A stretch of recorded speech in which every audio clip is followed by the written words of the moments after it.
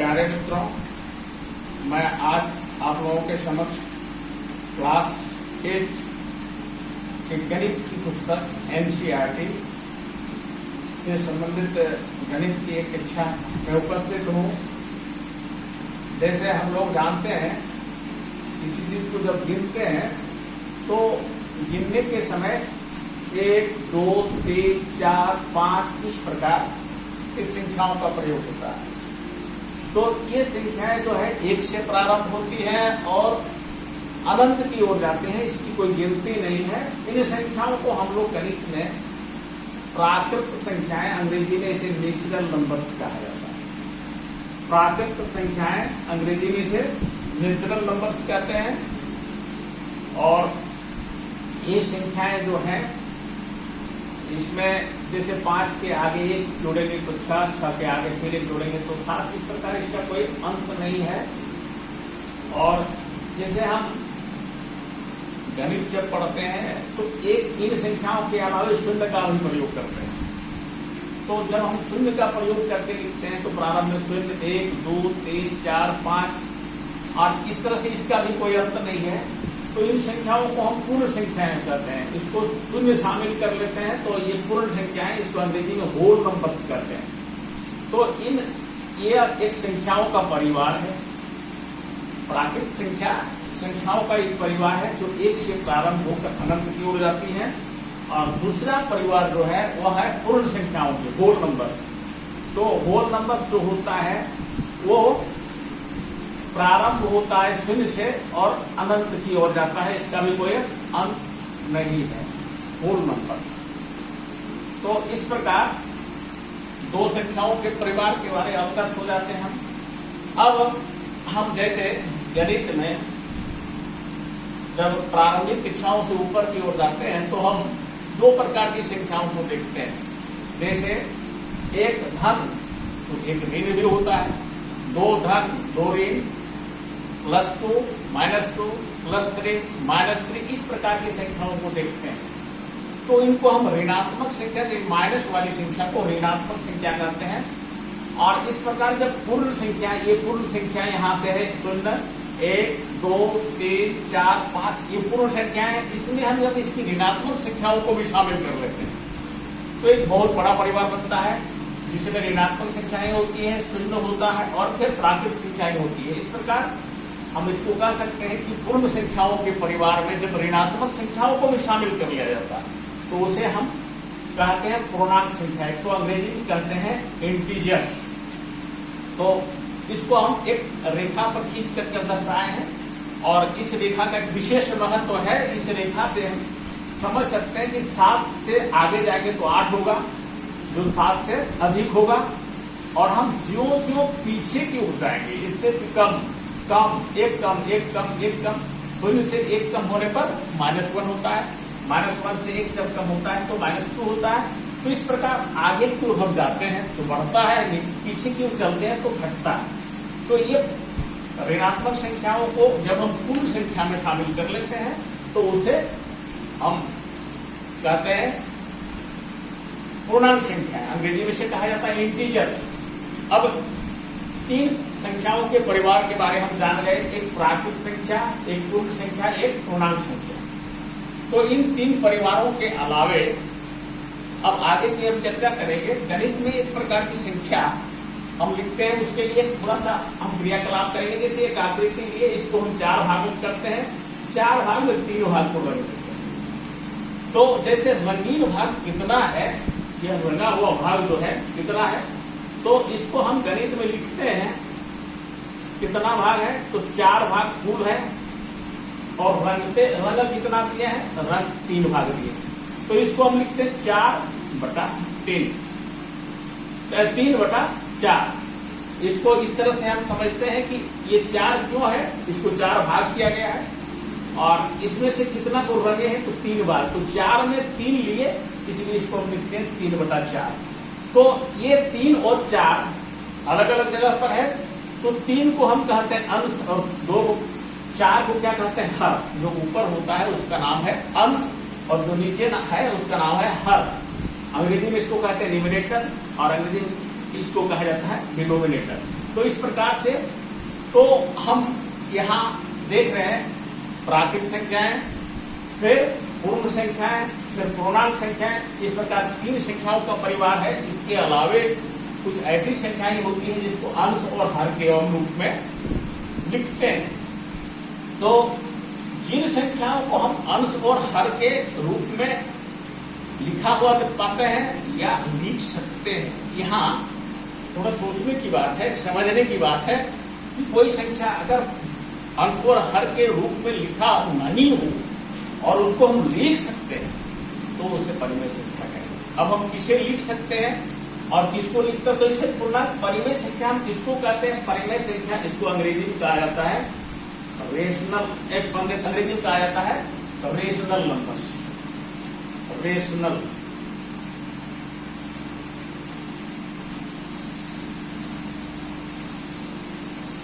अंग्रेजी में से रेशनल नंबर कहते हैं। तो ये रेशनल नंबर की परिभाषा हम कैसे देंगे? केवल आप ये पूर्णांक संख्या अगर जानते हैं तो कोई दो पूर्णांक, इसमें से जो दो पूर्णांक है, कोई दो पूर्णांक को हम चुन करके एक को अंश में लिख देंगे। देखिए परिमेय संख्या का एक ये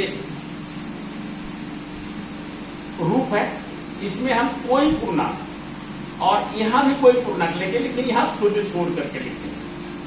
तो अंश में क्या लिखते हैं? अंश में कोई पूर्णांक, इसमें से हम चुनने के लिए स्वतंत्र हैं। कोई एक पूर्णांक को चुन करके अंश में लिख देते हैं और हर में कोई पूर्णांक चुन करके लिखते हैं, लेकिन हर के साथ एक छोड़ा जाता है शून्य को छोड़ करके। तो इस तरह से हम जब हर लिखेंगे तो यहाँ शून्य नहीं लिख सकते, एक ही शब्द है, केवल शून्य को छोड़ा जाता है।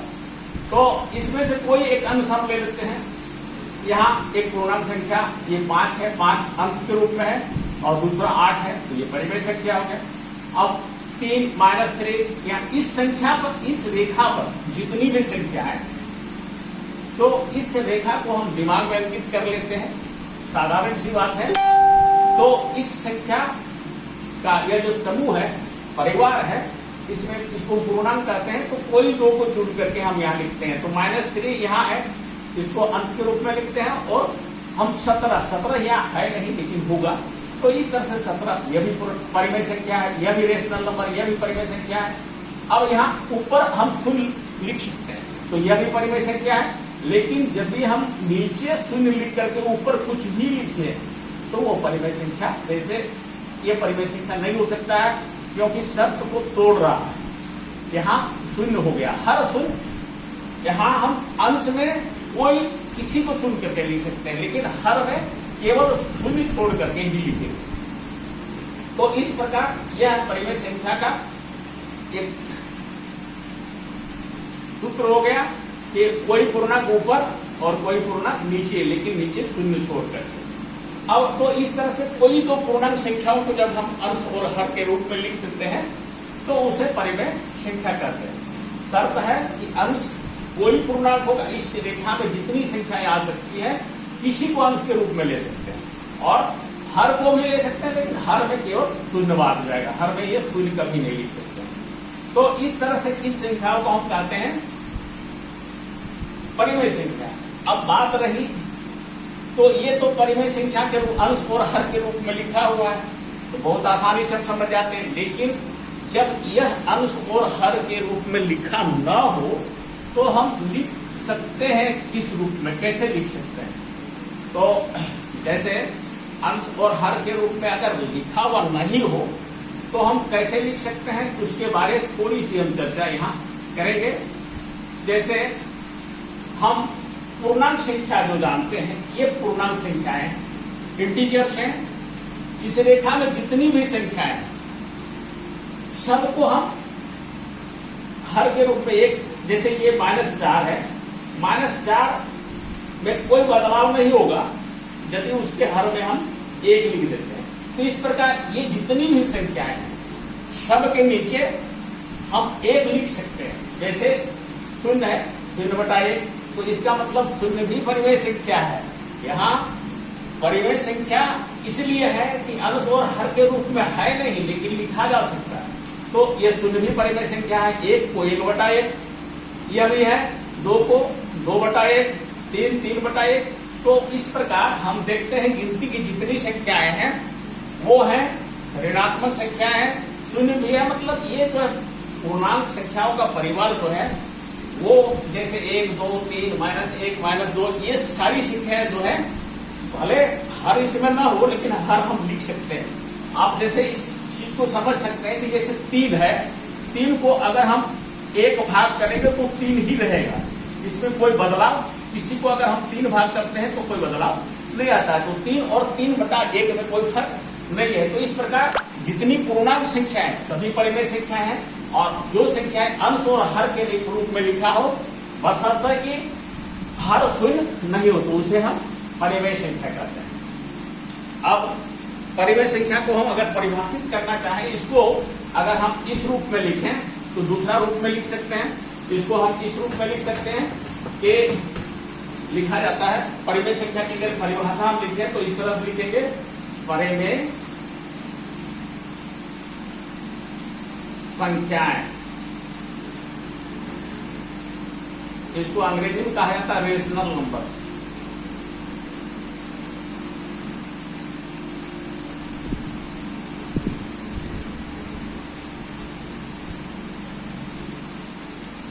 अब कोई भी चीज का हम प्रतीक देते हैं, प्रतीक जैसे अगर अंश का प्रतीक हम दे देंगे p, है ना, जिन संख्याओं को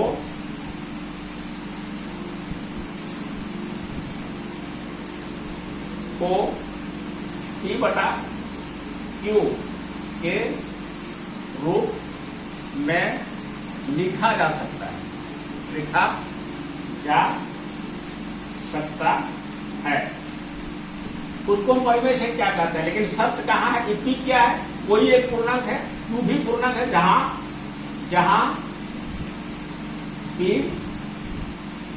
एवं Q कोई पूर्णांक है। कोई का मतलब हुआ इसमें से हम चयन कर सकते हैं, कोई पूर्णांक है लेकिन चयन हर वाले चयन में Q के जगह पर लेकिन पूर्णांक है, लेकिन Q शून्य नहीं है। उसी को हम जो बोले अभी उसी को भाषा में यहाँ व्यक्त किए, गणित की एक अलग भाषा होती है, Q शून्य कभी नहीं हो सकता है। तो इस तरह से इसे हम परिमेय संख्या कहते हैं। तो हम समझ गए कि जितनी पूर्णांक संख्या है वो सारी पूर्णांक संख्या परिमेय संख्या है। इसके अलावे जो अंश और हर के रूप में लिखा है सब पूर्ण संख्या है। अब हम कुछ आगे देखेंगे और देख करके समझने का प्रयास करेंगे। जैसे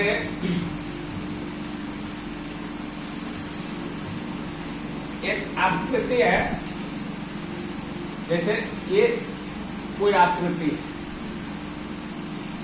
और यहां भी वही समान आकृति है, वही चीज, दोनों आकृति समान है, हर दृष्टिकोण से समान है। इसको हम 2 हिस्सा करते हैं और एक हिस्सा को हम लेते हैं, ये छोटा सा हिस्सा ले लिए तो ये हो, इसको हम लिखेंगे 2 हिस्सा किए और 1 हिस्सा लिए, ऐसे लिखते हैं। 2 हिस्सा करते हैं, 1 हिस्सा लेते हैं, 1/2। और इसको हम 4 हिस्सा करते हैं और 4 हिस्सा में हम 2 हिस्सा लेते हैं। देखिए हम 2 हिस्सा लेते हैं, ऐसे 4 हिस्सा में हम 2 हिस्सा लेते हैं। लेकिन तो इसको हम कैसे लिखेंगे, 4 हिस्सा में 2 हिस्सा लेते हैं। तो इस प्रकार हम क्या पाते हैं कि हम भले इसको 2 हिस्सा करते हैं और 1 हिस्सा लेते हैं और इसको 4 हिस्सा करके 2 हिस्सा लेते हैं, लेकिन जब देखते हैं तो दोनों हिस्सा समान होता है। तो ऐसे परिमेय संख्या को हम समतुल्य परिमेय संख्या कहते हैं। समतुल्य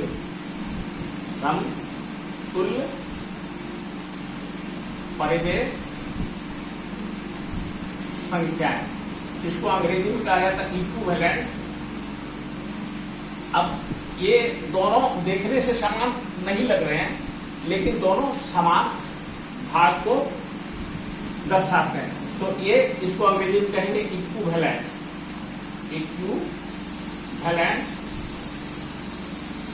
इक्विवेलेंट रेशनल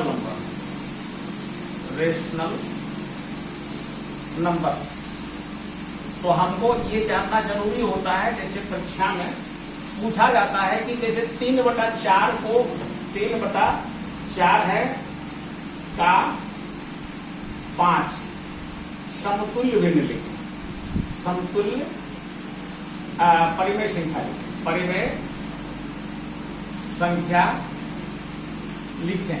तो जब हम लिखना चाहते हैं किसी भी परिमेय संख्या, समतुल्य परिमेय संख्या, तो देखिए एक चीज ख्याल आप जानिए, जैसे ये इस रूप में है p बटा क्यू में है।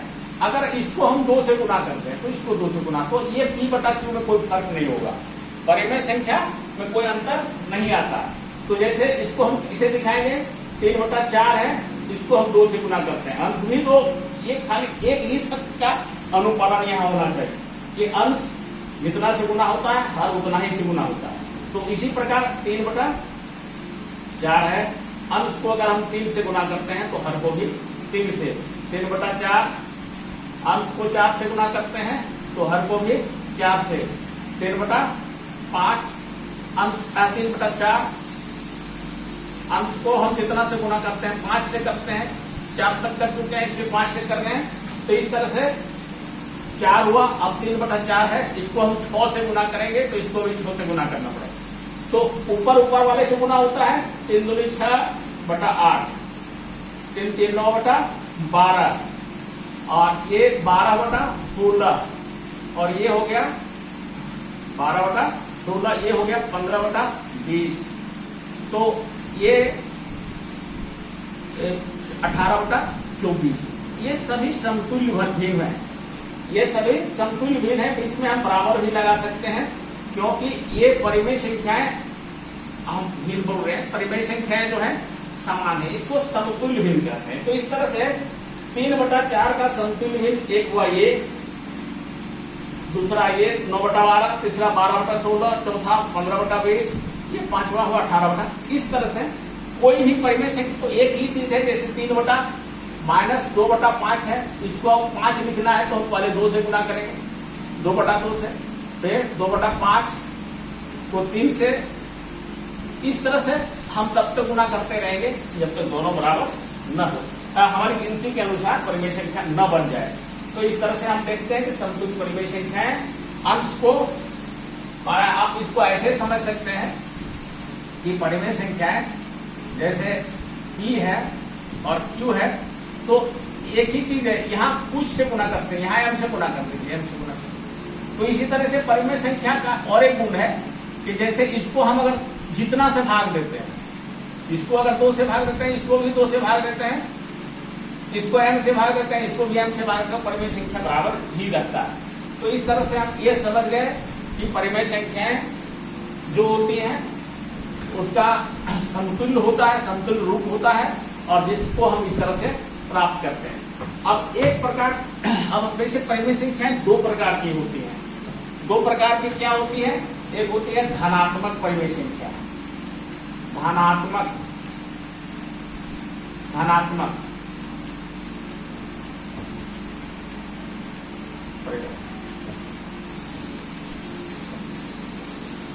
पॉजिटिव, और एक नेगेटिव, ये हो गया पॉजिटिव। तो यहाँ पॉजिटिव रेशनल नंबर,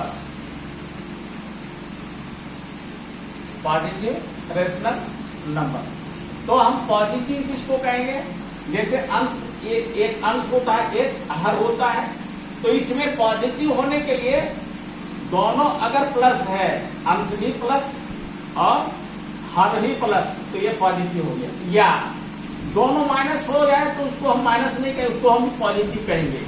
आप सिंपल भाषा में इसको समझ सकते हैं कि दोनों जगह माइनस है तो माइनस खत्म हो गया। इस तरह से ये दोनों इस रूप में अगर होता है, जैसे आप देख सकते हैं, जैसे फॉर एग्जाम्पल जैसे 2/3 है, ये धनात्मक है कि दोनों पॉजिटिव है, 3/4 है, ये पॉजिटिव है, अब दोनों ऋणात्मक है 5, और ये भी पॉजिटिव है। तो इस तरह से धनात्मक परिमेय संख्याएं हो गई। अब दूसरा है ऋणात्मक परिमेय संख्या, ऋणात्मक परिमेय संख्याएं, इसको हम लोग कहते हैं ऋणात्मक, तो कहते हैं निगेटिव रेशनल नंबर।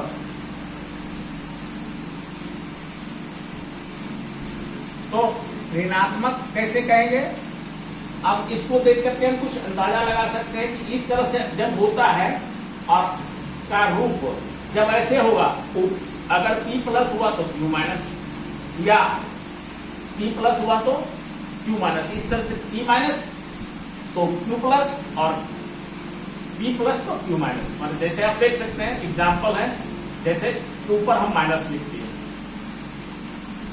3/4, ये ऋणात्मक चाहे 7 है और 8 है तो ये ऋणात्मक। तो कहने का मतलब हुआ कि एक अगर अंश और हर में अगर कोई ऋणात्मक है एक ही, तब उसे ऋणात्मक परिमेय संख्या कहेंगे।